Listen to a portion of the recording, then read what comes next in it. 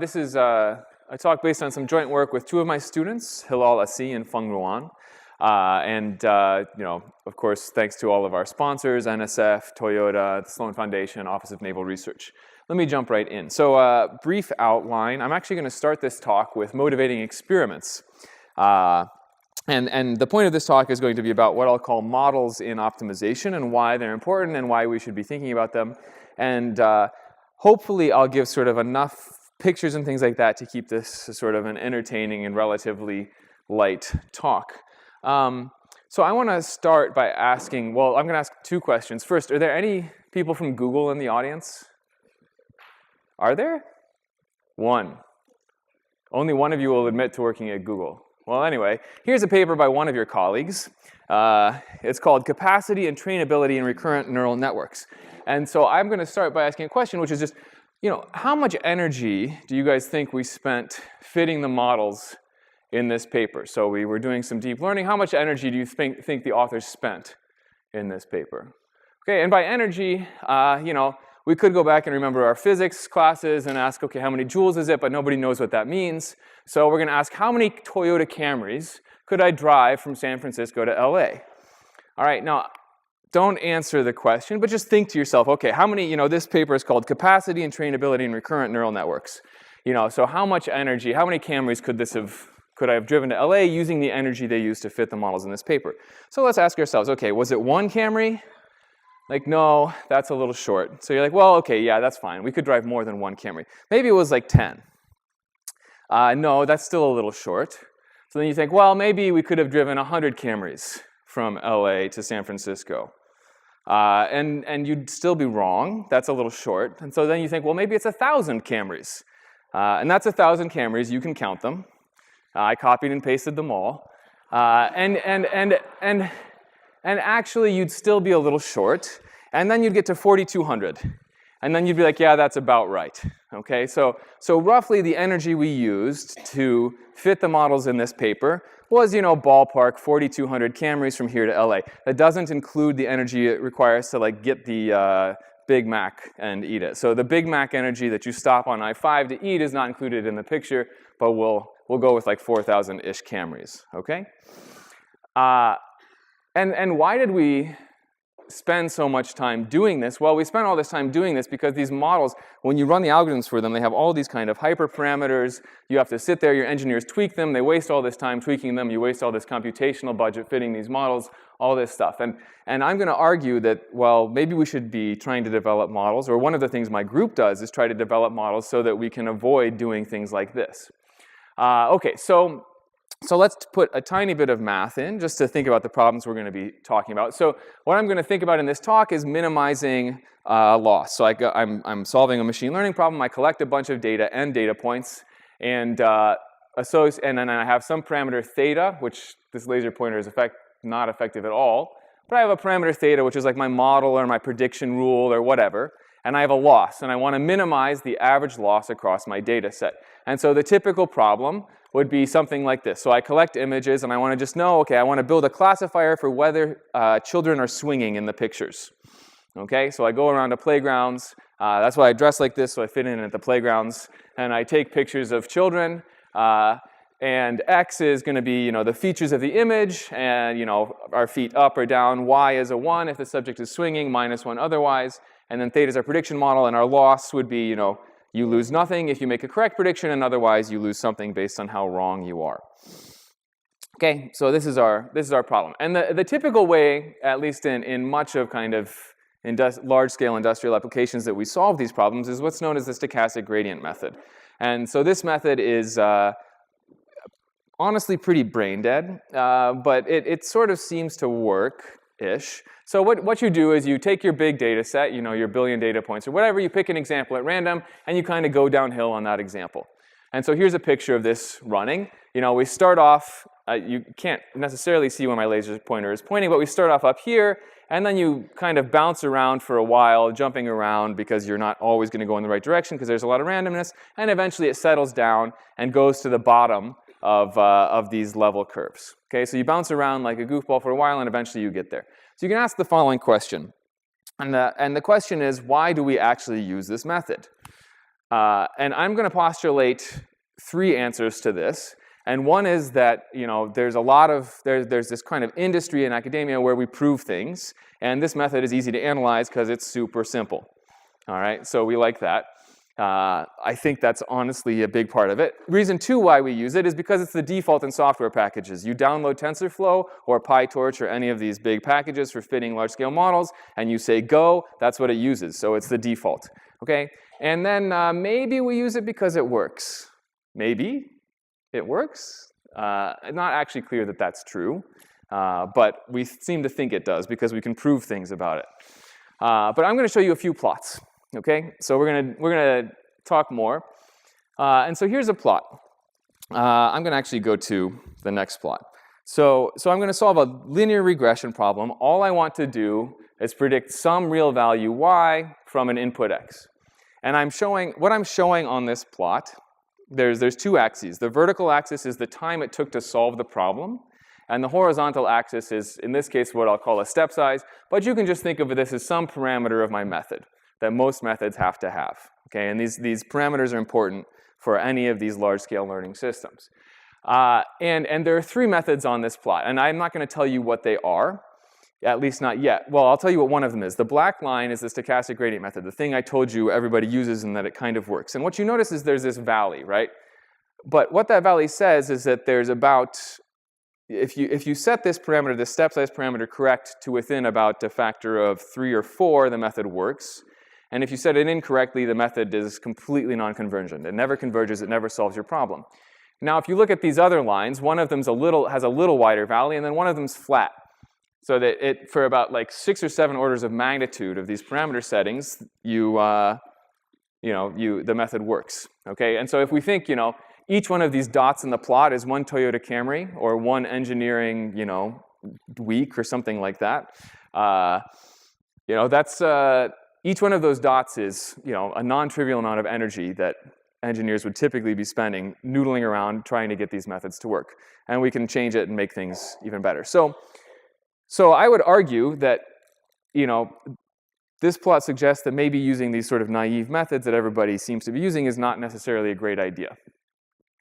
Okay, so let's talk about how we actually solve optimization problems. So I'm going to talk about what I'll call models in optimization. So how do you solve numerical optimization problems or statistical learning problems? Well, you have your loss function. You build some kind of approximation to it that's simpler to optimize than your original problem, and then you minimize it. Okay, and maybe you regularize, or what I'll call regularization, which just means don't jump around too much because then your approximations get bad. Okay, so here's a picture, right? So I want to minimize this blue function, say, for whatever reason. Well, I could make an approximation to it, and I wish this laser pointer could actually show you guys where I'm pointing, but it can't, so I'll just give up. But I could make a linear approximation to this, which is accurate for a little bit, not that accurate. Otherwise, I can make what's known as second-order approximation, so that's Newton's method. This will be a little bit better. We could do that. We could make all sorts of approximations. I can do more complicated things. I'll sort of skip through this. But here's another picture. Let's say I had a function that looks like this. Okay, so it turns out this is the absolute value of theta squared minus 1. It's not really a nice function to optimize because it's not smooth, it's got kinks, it's got all sorts of things. But it turns out you can still approximate these things well and get simple to minimize models. So how do we actually run optimization schemes? Well, what you do is sorry about that. What you do is you're going to just draw your data, make your approximation, whatever approximation you're using for your losses, and then minimize that. And then you're just going to iterate this. And so the stochastic gradient method is an instance of this, but there are a lot more sort of less naive things that we can do. And I'm going to tell you about a few of them and how they kind of improve the robustness, reduce our uses of energy, and engineering wasted hours and things like this. So here's the picture of what's going to happen. So I've got my loss function. It's this black curve. Okay, and I'm telling you I have to make a model of this thing. All right, so the first model you might think of as, well, let's just approximate it by a line. Lines are pretty nice. They're easy to, I can think of lines. Okay, so that's a linear model. And this is honestly what, this linear model is what the stochastic gradient method and every other method that's the default in these software packages uses. Okay, Now, I'm going to ask you guys a very challenging question, and I swear to you, this is the deep insight of all of this entire line of work. I'm really not kidding, and you're going to be depressed because you're like, we donate money to Stanford for this idiot. So if I'm solving a machine learning problem, I have a loss, okay? And losses, if you suffer 0 loss, that usually means you've got the problem nailed, right? Okay, so you're not suffering any losses, then you're not suffering any losses, okay. So that means that these things are lower bounded by 0. Now, if you make a linear approximation to something, and the value of your approximation is negative, this is the deep question, is a negative number a good approximation to something that is always positive? Anybody? No, okay, thank you. Yeah. So the answer is no. So maybe don't use negative numbers. Just like stop when you cross 0. All right, so that's honestly the big insight of this, is that negative numbers are poor approximations to positive numbers. All right, so if you take nothing home, well, take 2 things home from this talk. The first thing is Toyota Camrys, and the second thing is that negative numbers don't approximate positive numbers. 0 is better. That's it. So you can, so this is honestly what we do. In many cases, you take your function and you say, hey, I know I have a lower bound of 0. Let's just stop my approximations at 0 and call it a day. Anyway, so we can do this. There are other modeling choices you might make. There are different approximations. There's one called bundle methods, where you say, I'm going to stick a bunch of lines below my function and just choose the largest of them, because that's going to be a pretty good approximation. We could do all sorts of different kind of geometric things. But basically, the point is that, look, if you know your function is lower bounded by 0, just stop. Don't cross 0. So I'm going to spend a little bit of time going into kind of the theoretical results on these things and how do we actually justify that this is maybe a good idea to do? And we'll do experimental justification later.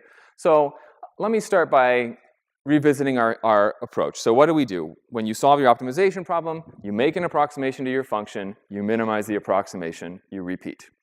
Okay? So with these naive things, these gradient type methods, what's the problem? They make these linear approximations. Well, the issue is that if you set a bad step size, meaning you're allowing it to jump too far, well, they can diverge. So let's think about you should think of this, imagine this as a bowl, where the bowl is kind of coming out of the slide. And we're going to try to go downhill, okay? But I'm going to take too big a steps. So what's going to happen? Here's our first step. We go from the upper left corner and jump into the middle. That seems good. We're going downhill.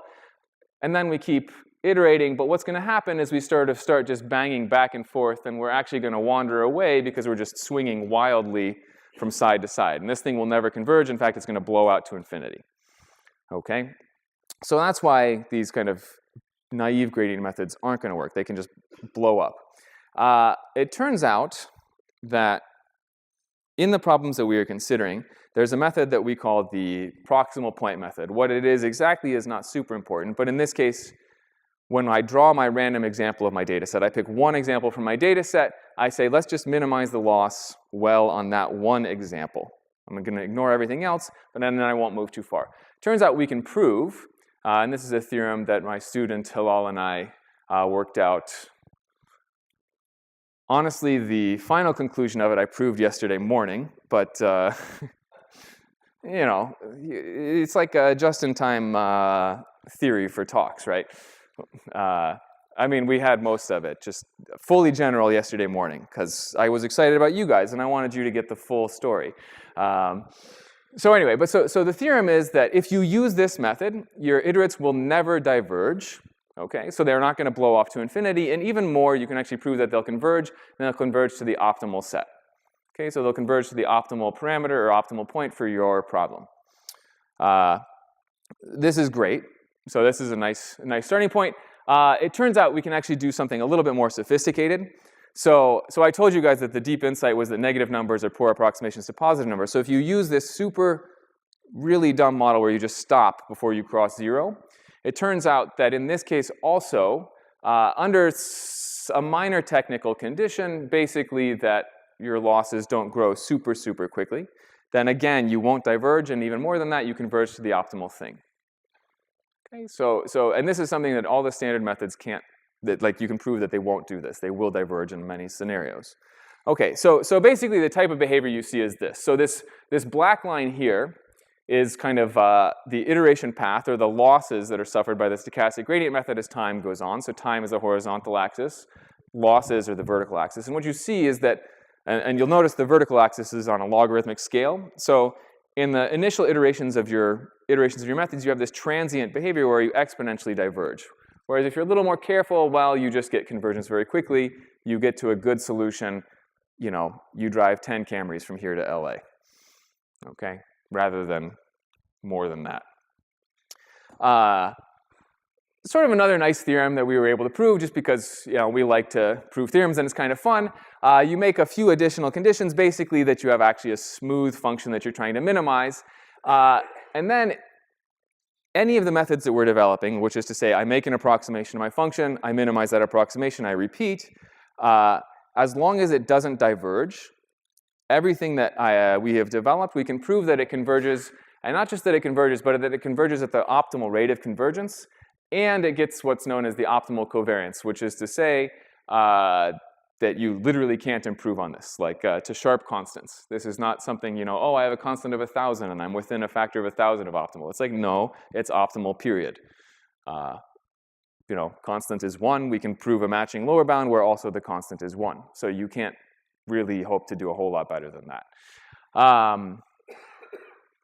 Anyway, so that's kind of, so that's it for the sort of general theory. I'm going to actually dig in a tiny bit now and talk a little bit about some problems that perhaps are more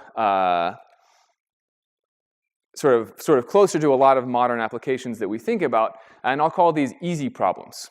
Okay, so what do I mean when I say an easy problem? What I mean I have a bunch of fancy names up there, but basically what I mean is like some kind of classification problem, some type of machine learning problem, where if I hand you a bunch of training data, your model is good enough to do perfectly on the training data. Okay, and this is often the case in modern deep learning scenarios. I give you a bunch of training data, it will classify your training set perfectly. Okay, so formally all I mean is that, if you give me a data set with n points, the problem is easy if there is some parameter where your losses, there's some parameter that actually gets the minimal loss on your entire training set. Okay, so you can perfectly classify everything in your training data. And then as long as our models are lower bounded by 0, so as long as my approximations say, hey, don't go negative, this is the additional condition I'm going to require, then it turns out we can show these kind of nice improvements in terms of convergence rates for these methods. So in particular,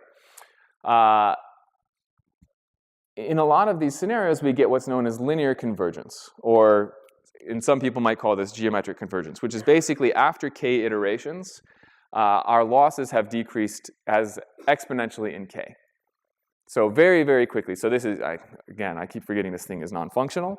But if you kind of squint at this theorem, what you should be seeing is that the distance of our points from optimality are going down exponentially in the number of iterations we're taking, which is extremely quick. And other methods can't really get this. Another scenario where this happens is, so just to give some intuition for this, like let's say I get I have a classification problem, and the classification problem I can learn things perfectly, right? So here I'm showing some blue dots. Let's say those are negative examples, some black X's, those are going to be positive. I can draw a line in between those, and that line will perfectly separate the data. I can write down an optimization problem for this. It's what we call it will satisfy a condition that we call sharpness, which is to say that there's some technical conditions on the losses that we're going to require. But basically, we again see this same behavior, that you get this exponential convergence, or in numerical optimization, we call it linear convergence to optimality. Okay, let me now go back to these experimental results, and we'll talk about them a little bit more. So what are we doing? Remember, we are making an approximation to our function. We minimize that approximation. We repeat. We're going to look at sort of 3 standard methods, or 3, well, not standard methods, but 3 methods in these experiments. I'm going to look at stochastic gradient methods, truncated gradient methods, which are the don't cross 0 methods, and what we'll call the proximal point methods. And these are stronger methods that don't make as strong approximations. So let's start with linear regression. And I guess a sort of a third thing that sort of my group and I are trying to advocate for is, in a lot of the machine learning literature, you'll see people say, okay, my method is better than previous methods, right? And it's never really clear if that's because, you had 6 graduate students sort of tweaking the parameters of your methods to get it to perform as well as possible, or because you, honest to goodness, actually improved on the previous things. And so what we try to do really is understand the sensitivity of our methods, how robust they are to different parameter changes or things like that in the methods. And so these plots I'm going to show you are trying to sort of encourage that kind of behavior. And it's a good forcing function for me. I have to be honest. I can no longer lie to you that my methods actually work. I mean, I could, I guess. Like, you're not going to check my code, right? But I'm telling the truth. So again, let's take a look at these plots. So again, I'm showing on the horizontal axis sort of a step size choice, which you can think of as a parameter that gets put into these methods. On the vertical axis, the time to solution. And so if you have a very wide valley here, that means your method is very robust and it's going to solve the problems that we hand it for all sorts of input parameters. So your engineers save time, you don't burn as many CPU cycles, all sorts of things. And so in linear regression, this is a relatively non-noisy problem, but you can see that the stochastic gradient method, again, there's a narrow valley where it succeeds, because it's a bit sensitive. And then these other methods, specifically this truncated method, which is the green dots, seems to work as soon as you pick a large enough parameter. And there's about 6 orders of magnitude over which it's going to be functional. I'm going to skip this poor conditioning problem. Let me talk about kind of a fun problem in science that we've actually spent some time working on. So if you've heard of phase retrieval is a problem that arises out of diffraction imaging. And so what happens is you've got a sample, a little molecule, and you shoot a laser at it, typically X-rays, but it could be other things. And then it goes through the molecule, and then it sort of diffracts. And eventually you measure the diffraction patterns on this basically receptor at the end. But it turns out for physical limitations, we can't actually measure the phase of the light waves anymore. So all you can measure is the amplitude of the waves, right? Now, the problem is if all I can measure is the amplitude, well, what's interesting is actually the phase, how the phases of the light waves shift as I go through the molecules, because that tells me the structure of them. But so this leads to these wildly non-convex problems. They're fairly hard to solve, but it turns out we can solve them, okay?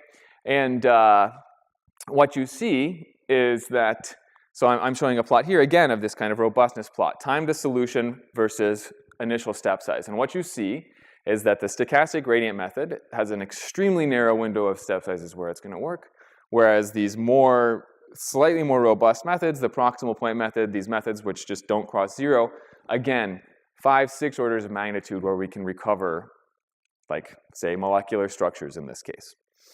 All right. We have results in deep learning as well because we can. They're the same as the other ones. So anyway, but so since I'm running out of time now, let me just make some conclusions. So conclusion 1, we have these beautiful software packages, and phenomenal engineering went into making these things. But perhaps blind application of just like the defaults in them is not actually the right answer for solving large-scale machine learning problems. We should be a little bit more careful. And I mean, thing number 2 is a little bit of care, a little bit of better modeling, recognizing that negative numbers don't approximate positive numbers well, can often lead to much improved performance. And computational efficiency is actually still important, even when we have thousands and thousands of computers. So if you are curious, you can check out our papers on the archive, and I am happy to take questions. I am happy to take questions. Okay. Thank you.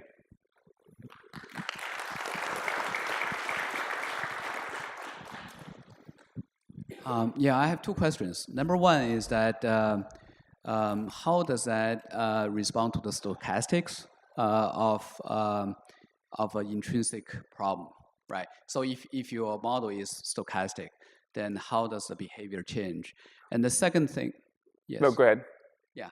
Okay. So the second one is that I've seen you are doing all the L2 norms. So if you change your cost function, how does your research impact other cost function? Okay, so the first question was about stochastics, and I'm not sure I completely understand. So are you so all of our methods we are running in kind of a stochastic setting where I'm drawing random data points from a population is the setting we're working in, and that's where we're proving our theorems. Is that? So saying the intrinsic problem is stochastic. It's not just the stochastics coming from the sample. Oh, I see. Yeah, no, so all of these results will extend to that case, and that's fine. But then the second question about, okay, so I was writing things with L2 norms. That's right. We can extend this to alternative geometries where we have adaptation to different components and all sorts of things. So there are tons of extensions of this to different geometries, and we have written those in, actually in neither of these papers, but in a third paper, which is at AI Stats in like 2 weeks. So yeah, so we can do that. Right. I think that's. Oh, we'll do There's one more maybe. Hi, thank you for the, the really great work. I was wondering, so it seems like your method is amazing. So why shouldn't we just change out stochastic gradient descent in TensorFlow right now? You tell me. Because So I'm are not you the saying I'm that not the it's one who op- controls the pull requests. Let's go that talk it's- to Jeff Dean, and we'll get it nailed down, right? Right. Okay. So is it best in pretty much are there any situations where it's not better than stochastic gradient descent? Yeah. So I mean, no, that's a good question, right? So do I have these results here? So basically, what these methods allow you to do is sort of, a well-tuned stochastic gradient method. If you really nail down the right parameter settings for your method, then typically they will be slightly faster than ours. Not much, but a little bit. But what these will allow you to do is just be much more robust. Like you'll converge in, say stochastic gradient method converges in 1 hour. Our method will take, say, 70 minutes or 80 minutes or something like that. So it'll be like 10% slower, but it will do it for, 5 orders of magnitude of your step size choices or something like this. Yeah, I mean, this is us. This is an experiment with the in this case what's called the Stanford dogs data set. I have 120 different breeds of dogs. I'm trying to learn an image classifier to tell you what breed every dog is. And so so you can't exactly see it in this plot. We have some accuracy plots, but so very precise parameter settings for some of the default methods will be like eke out a little bit of improvement, but across the board, it's just like a lot easier to get these things to work. They're much more plug and play, which is what our goal was. But yeah, why isn't it in TensorFlow? Just because I haven't had time to go sit down and in the brain. But maybe next week. Sorry, is there one more question? So I'm with you of like why they're still using gradient method. So is your proximity method similar to truss region method? It's similar. What you should think of it actually, if you're familiar with like the least mean squares algorithm from signal processing, it's basically that just in more generality. So basically, it's take Bernie Woodrow-Hoff 1960 and make it super general. He was also a Stanford. He is still a Stanford professor. All right. Thank you very much. All right. Thank you, guys.